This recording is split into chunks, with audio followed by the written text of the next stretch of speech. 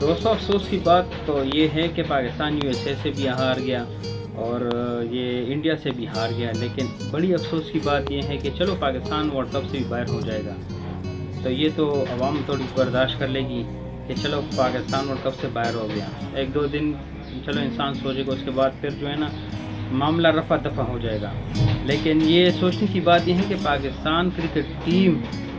World cup से बाहर हो गई और जो 8 टीमें क्वालिफाई करेगी तो वो आने वाले जो नेक्स्ट वर्ल्ड कप है 2026 में जो आने वाला T20 वर्ल्ड कप है पाकिस्तान उससे बाहर हो जाएगा। और 8 जो टीमें जो अभी इस वर्ल्ड कप में 8 टॉप 8 टीमें जो है ना क्वालिफाई करेगी वो सुपर 8 में दाखिल होगी। तो पाकिस्तान फ़र्ज़ कर ये वर्ल्ड कप से बाहर हो गया।